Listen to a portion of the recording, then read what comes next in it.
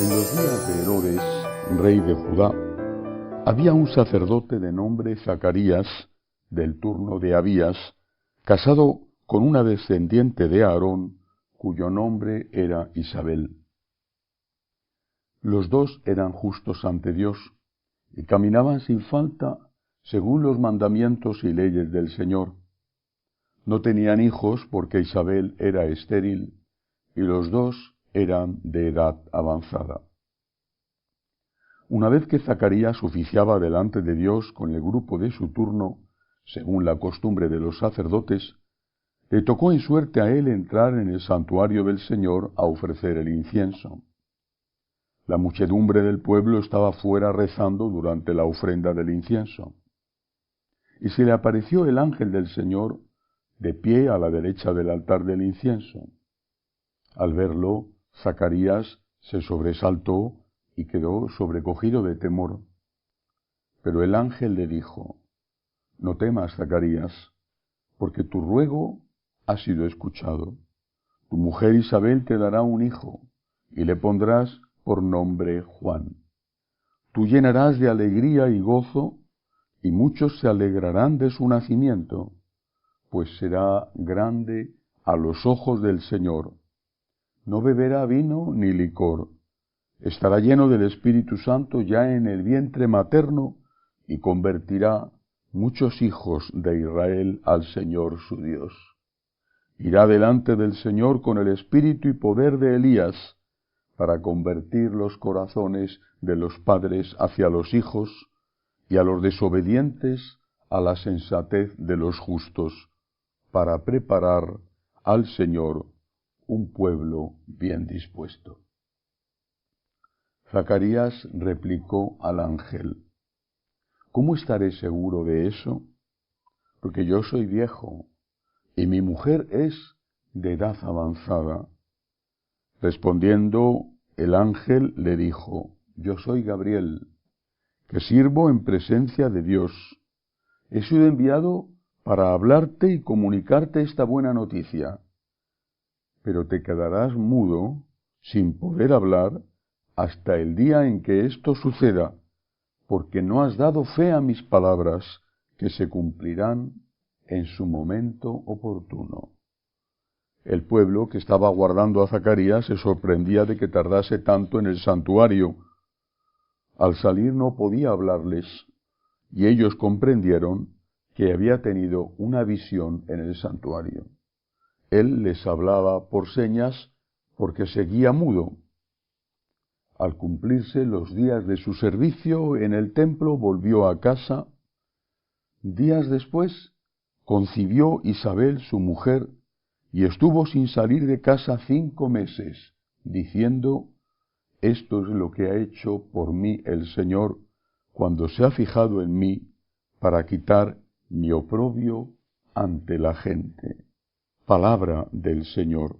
Gloria a ti, Señor Jesús.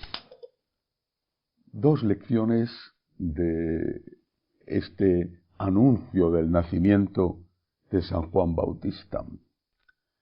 La primera es que Dios tiene un plan, la providencia divina. Dios tiene un plan. Y cada uno de nosotros forma parte de ese plan de Dios. Decía San John Henry Newman, ese gran converso del anglicanismo al catolicismo en los finales del siglo XIX, decía que si él no era fiel al plan de Dios, Dios tendría que buscar a otra persona y la encontraría, aunque eso retrasara el tiempo del cumplimiento de los planes de Dios. Cada uno de nosotros entra en el plan de Dios.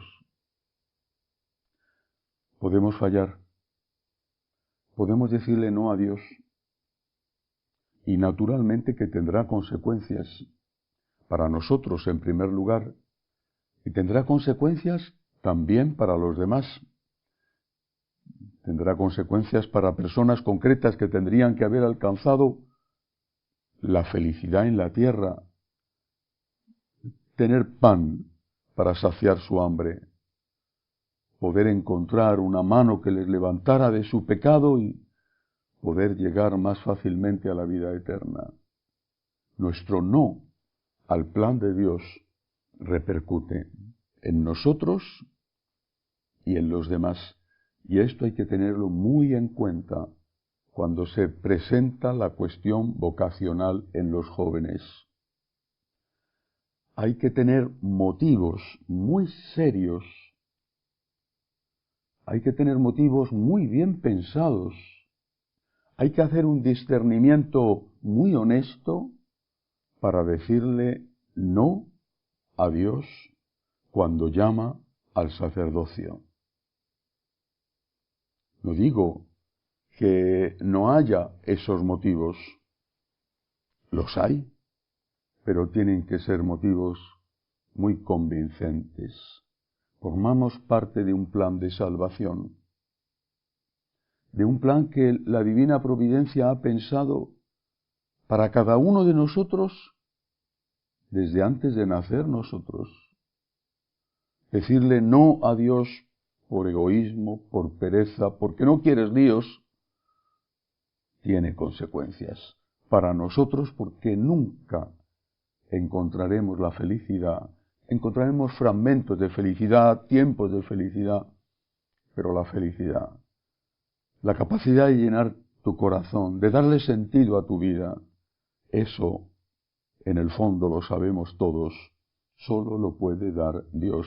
Por eso hago una nueva apelación a los jóvenes que han tenido, aunque sea en su infancia y en su adolescencia, una fugaz llamada a la vocación consagrada.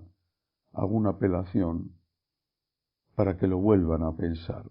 Si tienen la oportunidad todavía, forman parte del plan de Dios para la salvación suya, para la felicidad de mucha gente, para la salvación del alma de muchos. Primera lección de la enseñanza de San Zacarías, que al final aceptó el plan de Dios. Segunda enseñanza de esta lección.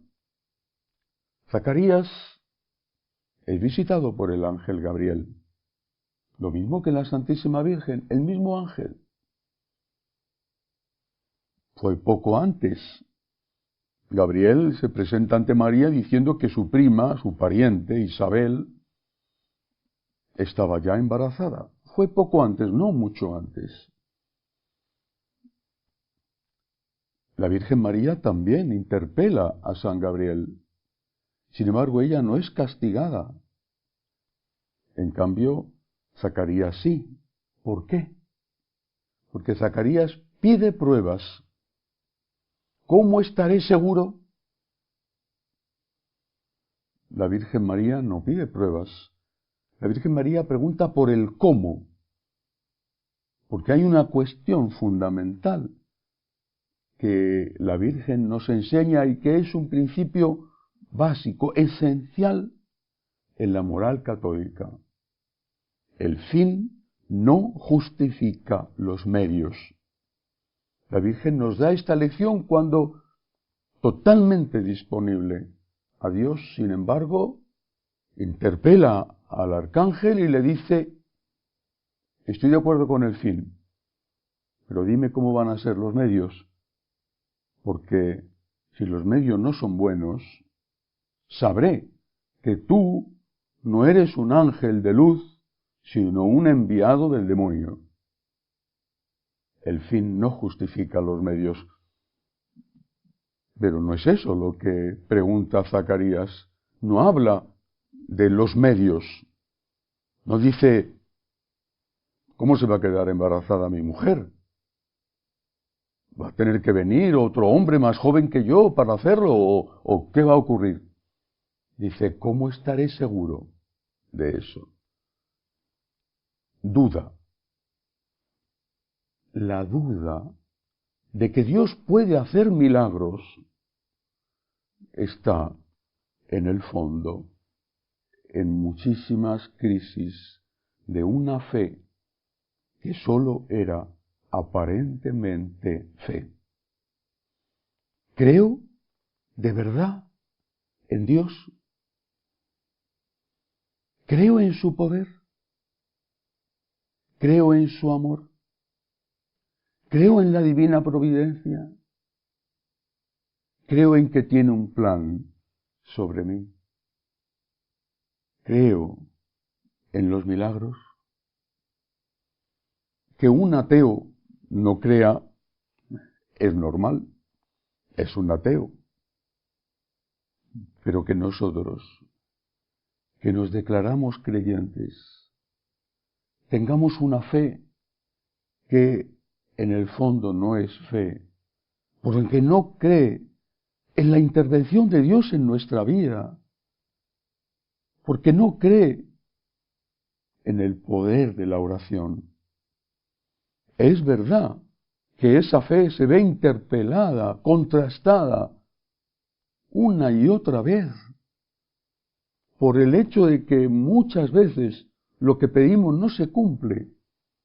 Es cierto, pero es que si es verdadera fe, acepta que Dios es Dios, que no es nuestro empleado, que no es nuestro siervo, que es nuestro Señor, y que por lo tanto, el hecho de que nosotros pidamos, e incluso pidamos con fe, creyendo que puede hacer milagros, no significa que no haya un plan que se nos oculta, por el cual eso que pedimos, aunque sea bueno, no es lo más conveniente. Yo creo en el poder de Dios. Yo confío en Dios. Y confío porque Él es de fiar. Él es más de fiar que yo. Él es de fiar. Él sí merece que yo me fíe de Él. Y eso significa que habrá veces que los milagros que pido se cumplan. Otras veces no.